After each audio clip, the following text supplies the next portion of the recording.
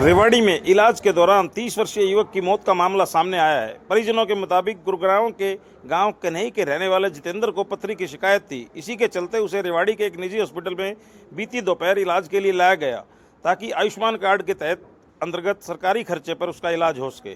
परिजनों का आरोप है कि अस्पताल में जितेंद्र की बीमारी से संबंधित कोई डॉक्टर उपस्थित नहीं था। उसके बाद उसे शहर के एक अन्य निजी अस्पताल में ले जाया गया। इसी दौरान डॉक्टर की लापरवाही से 30 वर्षीय जितेंद्र पुत्र अशोक की मौत हो गई। बता दें कि जितेंद्र की बीते 21 अप्रैल 2025 को ही शादी हुई थी। परिजन उसे पेट में दर्द होने की वजह से इलाज के लिए रेवाड़ी लेकर आए थे। यहाँ जैसे ही जितेंद्र की मौत का समाचार परिजनों को मिला तो उन्होंने इलाज के दौरान डॉक्टर की लापरवाही के लिए अस्पताल परिसर में विरोध जताया और अस्पताल प्रबंधन के खिलाफ मामला दर्ज करने की मांग की। परिजनों ने कहा कि जब तक लापरवाही बरतने वाले अस्पताल पर मुकदमा दर्ज नहीं होगा तब तक वह शव नहीं लेंगे।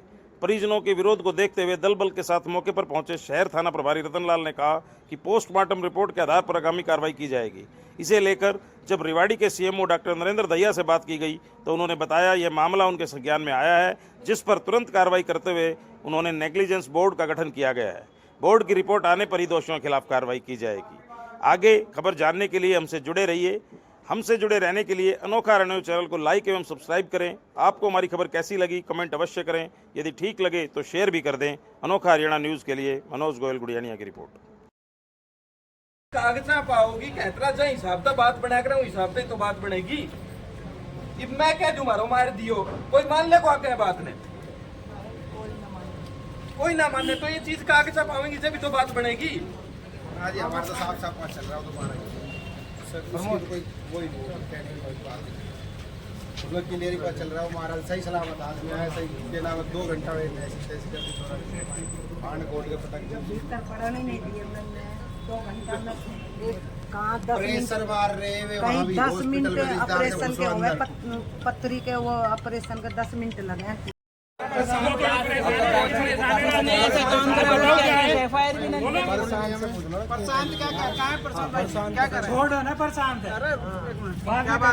भाई एफआईआर तो दर्ज होनी चाहिए ना। हाँ सही बात है। बोल रहे हैं जितने कार्रवाई नहीं होगी इतने हम ले नहीं जाएंगे अपने लड़का ने। सीधी बात है इतना अपने लड़का ने लेके नहीं जाऊंगे। हाँ इतना वो नहीं होगी इतने कतई नहीं उठाएंगे हम। पोस्टमार्टम हो गया सीएम को रिपोर्ट दे देता हूँ अभी वकील साहब से अभी करा दो तो अभी कर दूंगा। बस ठीक है सीधी सी बात है। लेकिन अब जब जगह सीएम अगर जब नहीं देगा तुम उधार से कहो कि एफआईआर कर लो ना, एफआईआर की कॉपी दे दो मेरे खत्म, अभी हम चले जाएंगे।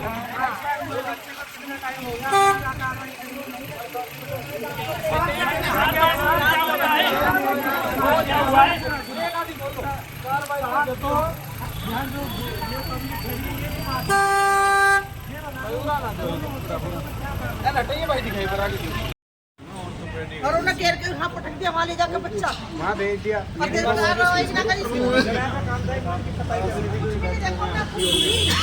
2 घंटे से चिल्ला रही हूँ हमारे बच्चे को दे दो ना तुम्हारे बच्चे को दे दो मैं कहीं और ले जाऊंगा दिखा लेंगे तो देख रहे अंदर पड़ा दे कमरे में 8 बजे का आई ओढ़ू मैं लगा के चेक कर रहे हैं। हाँ 8 बजे के आई ओढ़ू मैं कुछ जवाब ही ना दिया भाड़ो ने साइड में उसी ने कहिए कि उनके खिलाफ कार्रवाई करो। और हमारा बच्चा कहाँ से दो हमारा बच्चा तुम ऑपरेशन में ना करो पहले ऑपरेशन ना कुछ ना अरे नल की डाल दे टेस्ट में खत्म कर दिया इन्होंने ऑपरेशन के बाद की बात है। ऐसा कोई बीमार भी नहीं था चल रहा था बढ़िया कोई बीमार ना कुछ ना सारी चीज करवाई है बढ़िया नहीं है। ऐसा जैसा मैं हूं मैं आके यहां इलाज कोई पहले बीमारी थी या है ना डॉक्टर साहब ये आ रहे यही कह रहे थे। आप किस टाइम आए यहाँ पे? हम यहाँ सुबह 10:30 से 11 के बीच में आए थे।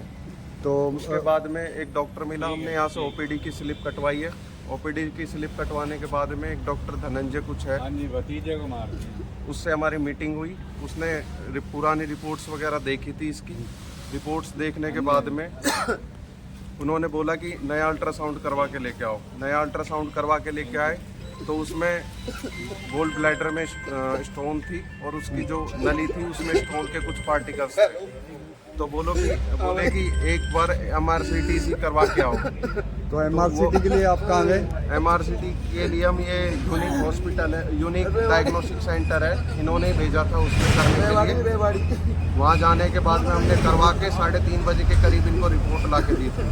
3:30 बजे करीब। हाँ। फिर उसके बाद क्या इन्होंने उसके बताया? बाद में इन्होंने ब्लड टेस्ट वगैरह, एक्सरे वगैरह लड़के के किए थे, और उसके बाद में इन्होंने अपने कंसल्टिंग रूम में उसकी ड्रेस वगैरह चेंज करके ECG वगैरह करी थी।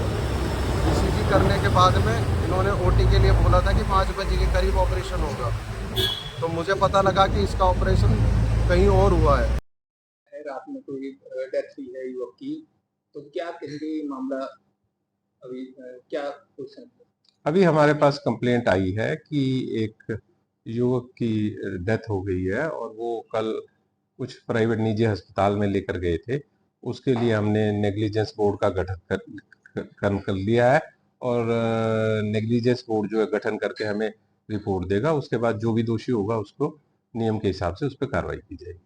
मतलब एक पहले भी कुछ दिन पहले भी एक उनका जो मामला आया था, तो उसमें रिपोर्ट आ गई है क्या? उसके बारे में मैं PMO साहब से पता करूंगा उसका स्टेटस क्या है। जैसा उसका स्टेटस होगा आपको अवगत करा दिया जाएगा। सर, प्रथम दृष्टया क्या लग रहा है आपको? अगर आप सारी रिपोर्टिंग आएगी तो ठीक है, फाइनल रिपोर्ट का प्रथम दृष्टया इस मामले में क्या लग रहा है आपको? प्रथम दृष्टया यही लग रहा है कि वो पेशेंट गया था, लेकिन फिर भी सारे हॉस्पिटल्स को बुला के उनके कागजों का अवलोकन करके ही कुछ कहना उचित होगा कि भाई किसकी नेग्लिजेंस किस लेवल पर कितनी रही और पेशेंट की कंडीशन क्या थी और किस कारण उनकी डेथ हुई।